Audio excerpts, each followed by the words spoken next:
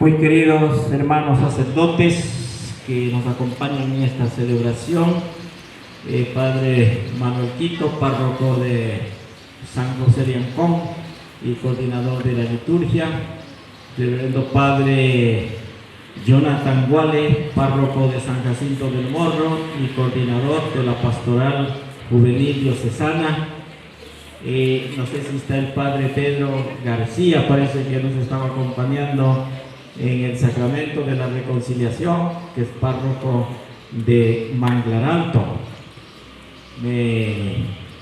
Muy queridas hermanas religiosas, tanto del monasterio de Santa Teresa de Jesús en el Cantón Playas, que hoy nos acompaña en la celebración, y las hermanas de San Cayetano, de la parroquia de San Pablo.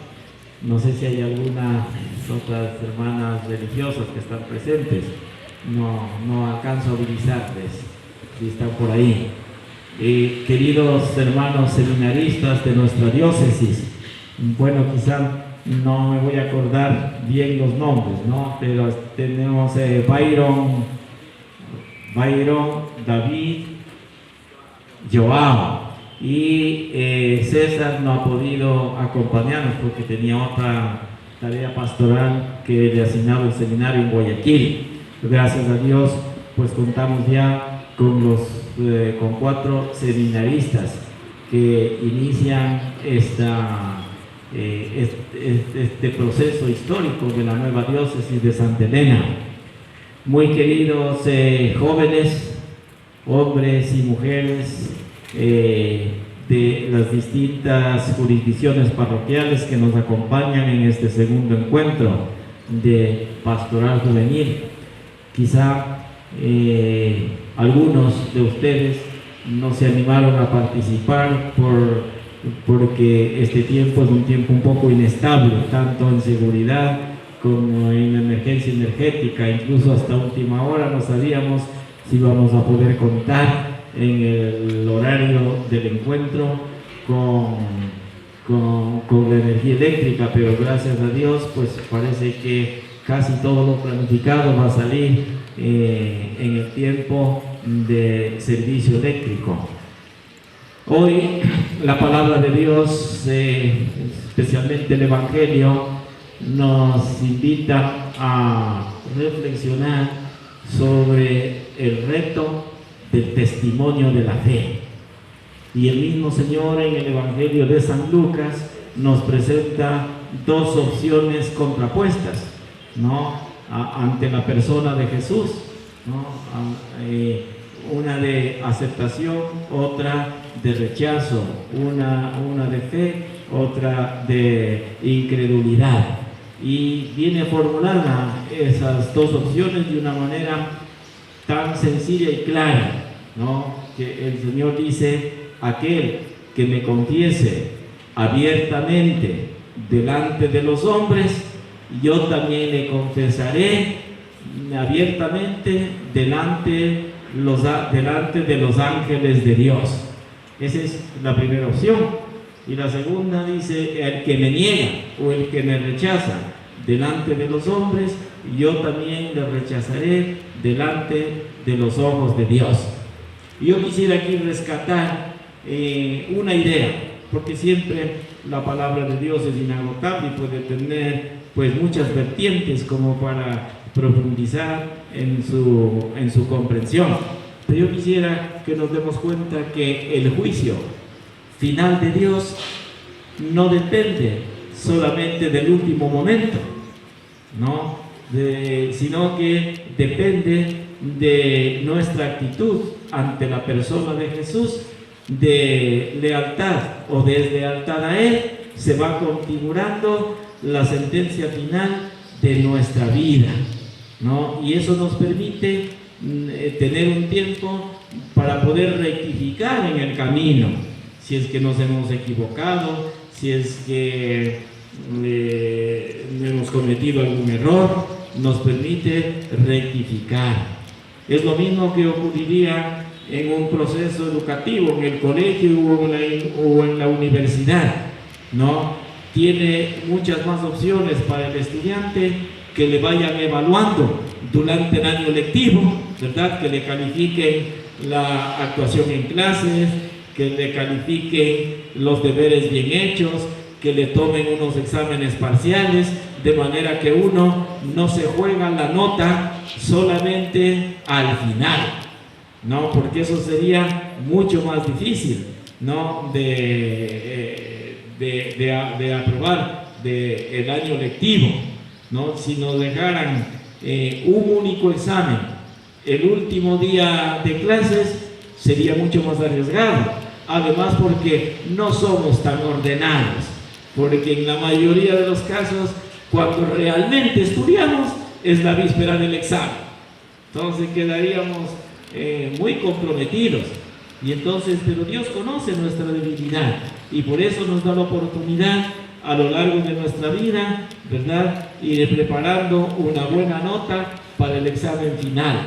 Y eso prueba también que la paciencia de Dios es nuestra salvación.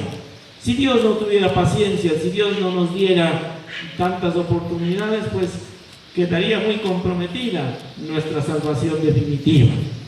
Bueno, pero más adelante el Evangelio como que da respuesta de las consecuencias de la actitud negativa o positiva, afirmativa o negativa que podemos tener ante Jesús, ¿no? Es decir, el que le niega a Jesús delante de los hombres, el Señor le negará también delante de los ángeles de Dios.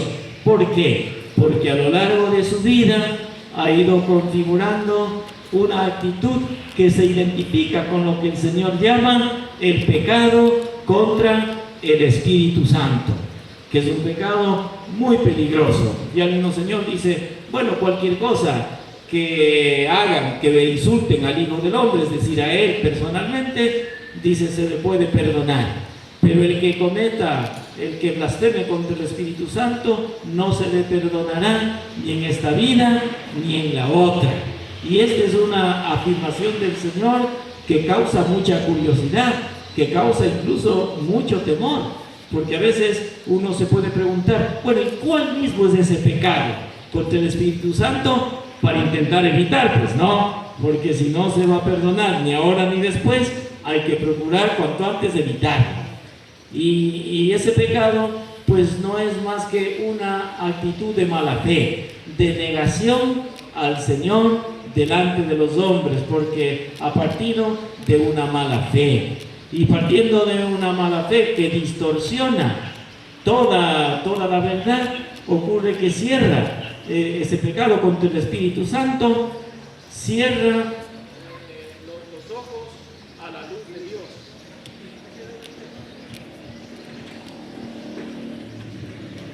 Se acabó la pila. Bueno, cierra los ojos a la luz de Dios. Ese pecado es una resistencia contra la evidencia de la verdad, una resistencia contra la presencia luminosa del Espíritu Santo en las obras de Jesús, ¿verdad? Es una negación, una resistencia tenaz a la gracia de Dios. Es un pecado que cierra las puertas para que salga el error y se resiste a toda posibilidad de perdón. Es decir, el pecado contra el Espíritu Santo no es que Dios no nos quiere perdonar, es que nosotros nos hemos cerrado al perdón de Dios, ¿no? Incluso ese pecado contra el Espíritu Santo es, si nos acercamos a la actitud de los escribas y fariseos, vemos que es un análisis contradictorio, porque recuerden, hablando sobre el pecado del Espíritu Santo, cuando el Señor expulsaba demonios, curaba a los enfermos, unos fariseos y escribas le criticaban a Jesús y le decían, no, ¿qué va a hacer Dios? Si hace esos milagros de expulsar al demonio, es porque expulsa con el poder de Belcebú, ¿no? Y entonces Jesús le desenmascara la falsedad de este argumento y le dice que eso es absurdo. Uno que quiere subsistir, uno que quiere fortalecer su imperio, no puede atacarse a sí mismo. Y si el demonio quiere afincar su reino en el mundo, ¿cómo va a expulsarse a sí mismo? ¿Cómo va a atacarse a sí mismo? Es contradictorio, porque además el único que tiene poder para expulsar demonios es Dios, ¿no? Y por eso el Señor, con el Espíritu, con el poder del Espíritu Santo, expulsa a los demonios. Miren que esta actitud de los fariseos encontramos reflejado en nuestra cultura actual, en las ideologías, ¿no? Estas son las que blasfeman contra el Espíritu Santo, porque niegan la evidencia de la verdad. Esa es la blasfemia contra el Espíritu Santo, así como los fariseos, ¿verdad? Negaban la evidencia de que las obras de Jesús eran obras buenas y que eran obras que procedían de Dios, distorsionaban y iban contra su propia conciencia, no para decir que eran obras del demonio. Así ocurren las ideologías cuando niegan la verdad, ¿no? Por ejemplo, la ideología de género, que es la que más auge tiene en nuestra cultura, por ejemplo, niega la ciencia. La ciencia dice que la persona, ¿verdad?, que la vida humana comienza desde la concepción. ¿Y qué dicen las ideologías? Que la vida humana comienza después. No sé, unos le ponen un plazo, otro plazo, etcétera, etcétera, ¿no? Miren, esa es una blasfemia contra el Espíritu Santo. O la verdad antropológica más evidente, ¿no? También confirmada incluso por la misma ciencia, que uno nace hombre o mujer, que uno no nace con la posibilidad de transitar de un sexo a otro, ¿no? Pero ellos pues ponen un sinnúmero de géneros. Dicen que que la persona no nace ni hombre ni mujer, sino que ella puede decidir lo que quiere ser, con una cosa tan peligrosa, ¿verdad? Hoy mismo ya están sufriendo las consecuencias en las competencias deportivas. Hay unas chicas que en realidad se sienten realmente defraudadas y lloran amargamente cuando alguno de estos se siente hombre, y como se siente hombre, pide y exige que le haga, siendo hombre se siente mujer, y entonces pide y exige que le hagan competir en la categoría de mujeres, y entonces ahí vienen las consecuencias gravísimas, ¿no? O, claro, esto tiene una consecuencia tan absurda porque el principio es falso, porque dice que uno tiene que ser reconocido como se percibe. Uno puede percibirse como, no sé, pues hoy se me ocurre, como una carretilla. Dice, yo soy carretilla, con complejo de carretilla o con complejo de árbol, ¿no? Y entonces la sociedad tiene que aceptarla. Además es una dictadura absurda, porque exige que los demás le acepten de que es una carretilla, ¿verdad?, o que es un árbol. Ya un autor español, me parece que es Francisco de Quevedo, ¿no?, dice: la verdad es como es, aunque lo pienses al revés. Bueno, ahí tenemos ese pecado contra el Espíritu Santo, es negar la evidencia de la verdad, no solo de la verdad sobrenatural, no la evidencia de la gracia de Dios, etcétera, sino también incluso de las cosas más elementales, ¿no? Y luego, en cambio, para los que confiesan a Dios delante de los hombres, los confesará delante de los ángeles.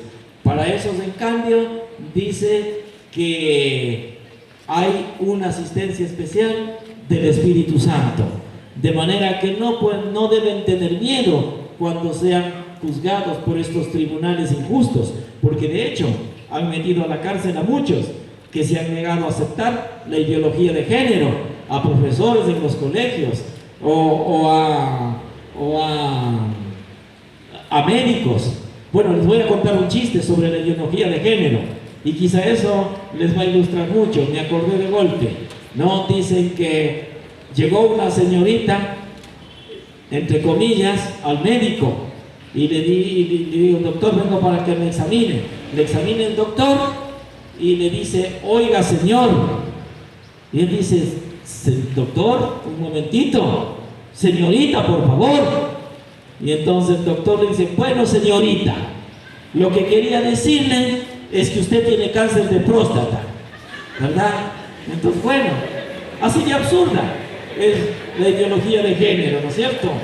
Bueno, y entonces dice que no tienen que tener miedo cuando sean perseguidos y cuando sean llevados a estos tribunales que son muchas de las veces injustos, porque tendrán la asistencia del Espíritu Santo y Él les dirá cómo tienen que realizar su defensa sin haberlo preparado. Quizá el mejor testimonio de esta palabra de Dios son las actas de los mártires.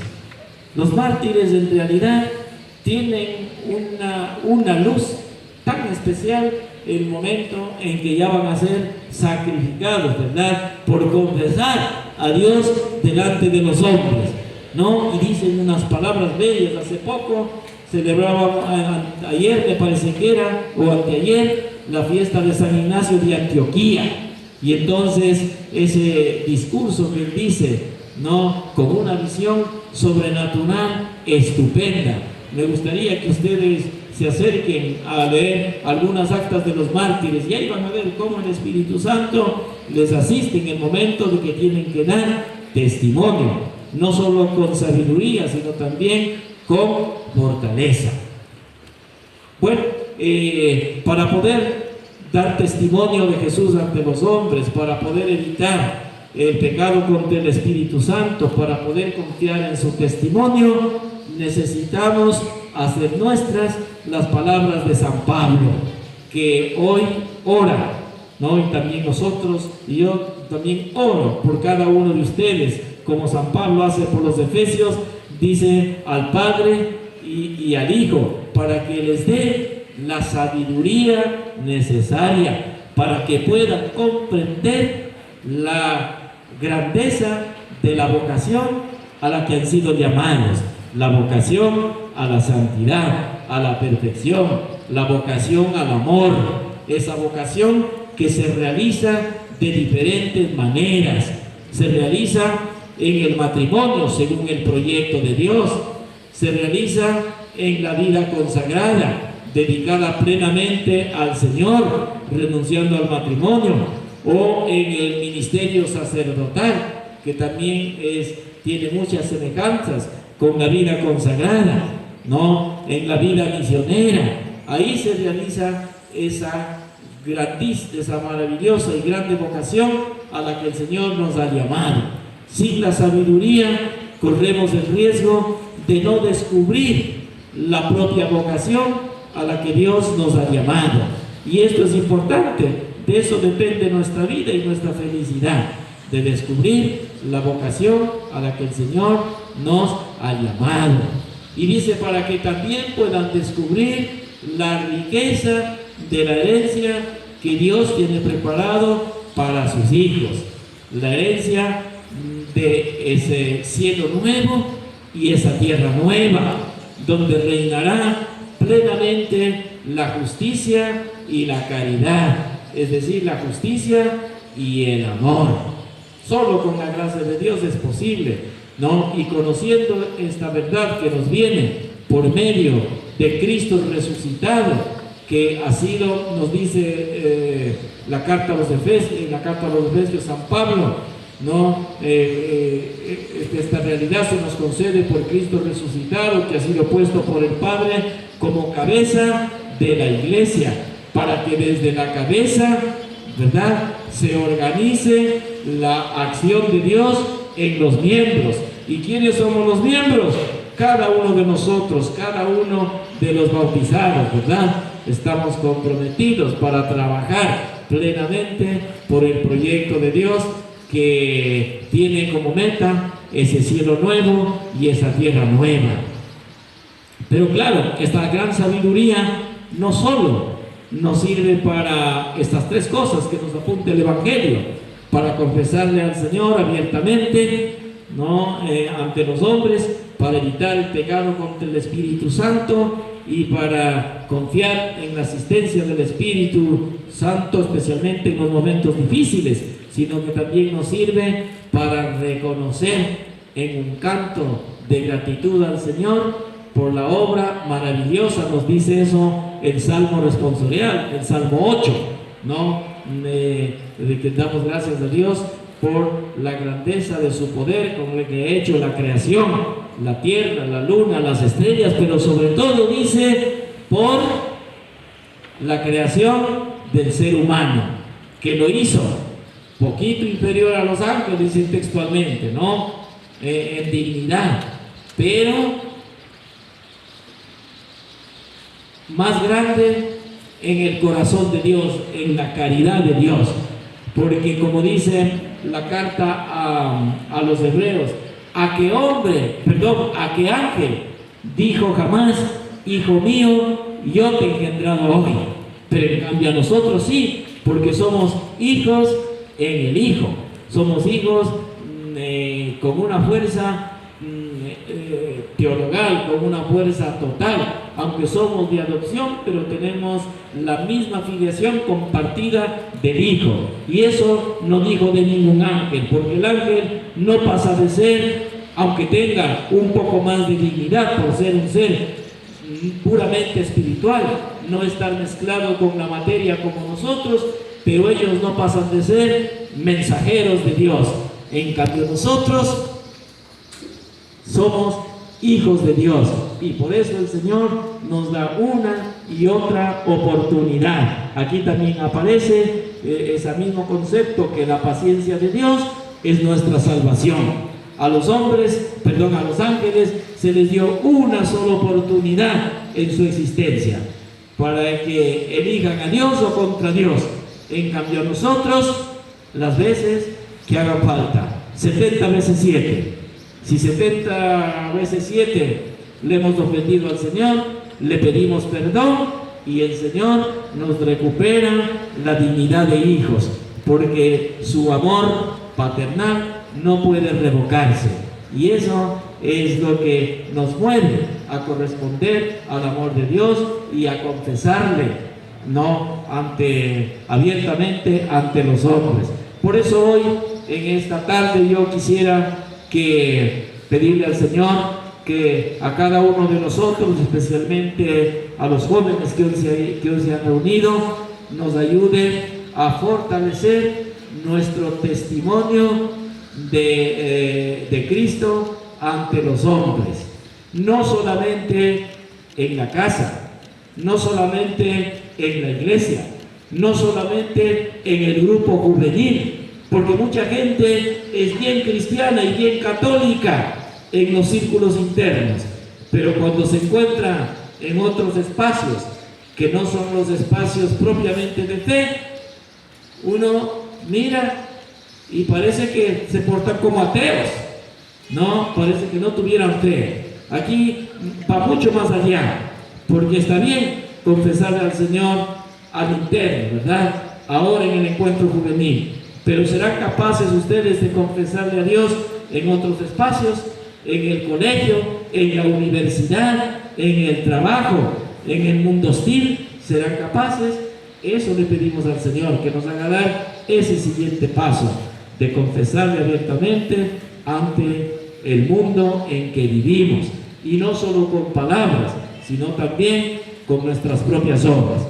Que nuestra Madre, la Santísima Virgen María, nos ayude en este propósito de ser cada vez testigos más creíbles de la fe y del Evangelio y de la persona de Jesucristo nuestro Señor. Que así sea.